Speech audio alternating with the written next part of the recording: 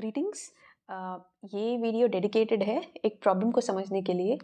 Problem ये है कि हम मोस्ट ऑफ द टाइम अपना लाइफ की छोटी छोटी चीज़ों पे इन्वेस्ट करते हैं, जबकि जो बड़ी प्रॉब्लम्स होती हैं, बड़े इश्यूज होते हैं, उन पे हमारा ध्यान कम होता है। अगर इसको इलैबोरेट किया जाए तो हम डे टू डे इन चीज़ों से ज़्यादा परेशान होते हैं, किसने क्या बोल दिया, मेरा कलीग मेरे से जेलस है, या फिर घर में मुझे इतना रिस्पेक्ट नहीं मिलता, या फिर अरे आज ट्रेन क्यों छूट गई, मेट्रो में सीट नहीं मिली, मेरे तो किस्मत ख़राब है, बारिश क्यों हो गई। ये सारे छोटे-छोटे इश्यूज़ जो होते हैं, जैसे कि फैमिली में किसी ने कुछ उल्टा बोल दिया, इस तरह से मेरे हस्बैंड से या फिर मेरी वाइफ़ से मेरी लड़ाई हो गई।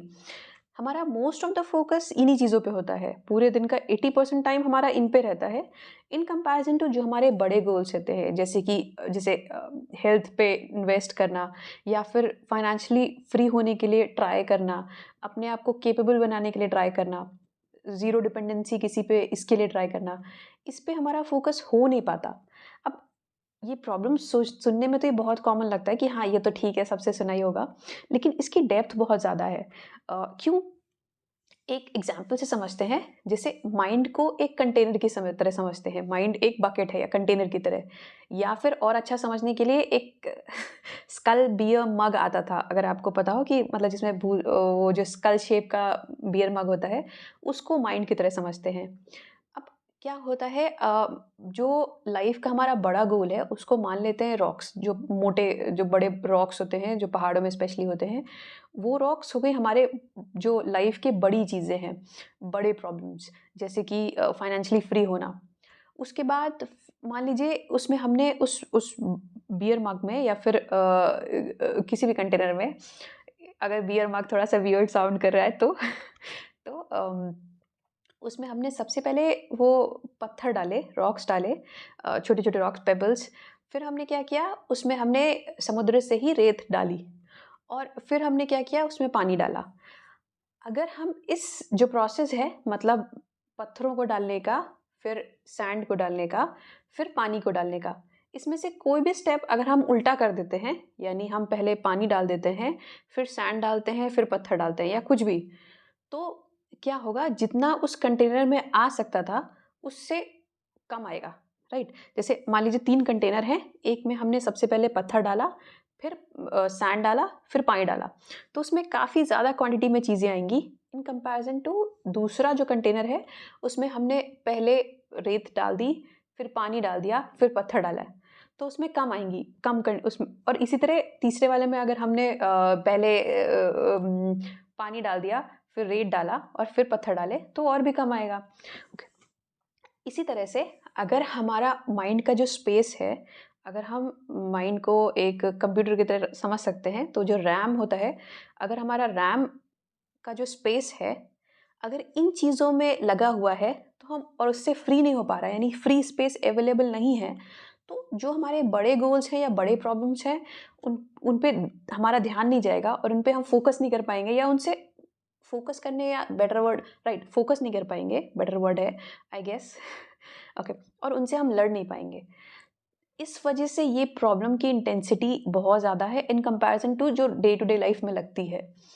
जैसे डे टू डे लाइफ़ में सबको पता होता है कि हाँ, इस चीज़ पे फ़ोकस करना है, अपना फ़ोकस शिफ्ट करो, इंटरनल चीज़ें, या फिर अपने एक्शंस पे फ़ोकस करो, रादर देन जो जो आस-पास में लोग बोल रहे हैं या जो हो रहा है।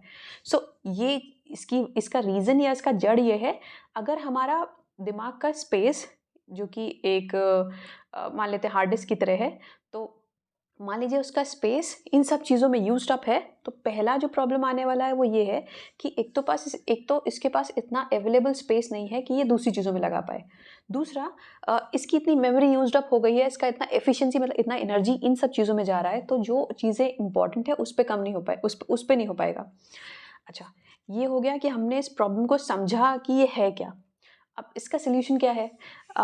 सॉल्यूशन ये है, मतलब मेरे एनालिसिस के हिसाब से, कि आप डिस्ट्रैक्ट तो हो गए, राइट? कुछ ना कुछ लाइफ में चलता ही रहेगा। क्योंकि लाइफ एक प्रॉब्लम्स का नेवर एंडिंग प्रोसेस है। कुछ ना कुछ चलता ही रहेगा, कभी किसी से लड़ाई हो जाएगा, कभी बॉस डाँटेगा, कभी मेट्रो में कुछ हो जाएगा, ये सब चलता रहेगा। लेकिन इस समय जब भी आप डिस्ट्रैक्ट हो रहे हैं, तो आप अपने आप को बार-बार आपको रिमाइंड कराना पड़ेगा। आप स्टार्टिंग में ये काम खुद से करोगे, जैसे कि जब भी आप डिस्ट्रैक्ट हो रहे हो, तो जब भी आपको याद आ रहा है कि अरे मुझे ये काम, मुझे इस पे नहीं फ़ोकस लगाना है, इस पे लगाना है, तो आप अपने आप को बार-बार ये बोल सकते हो, these are just the problems and not my end goal. तो इससे क्या होगा, आपका फोकस धीरे-धीरे शिफ्ट होगा आपके एंड गोल पे, जो भी आपकी एंड विज़न होगी उस पे। ओके, एंड धीरे पे स्टार्टिंग में आपको ये खुद करना पड़ेगा, लेकिन एक बार अगर आपको इसमें आप प्रो बन गए, कुछ टाइम में जैसे प्रैक्टिस हो गई आपकी, या फिर आपकी आदत में ये आ गई, फिर आप ऑटो पायलट मोड पे चले जाओगे, मतलब ऑटोमैटिकली होगा।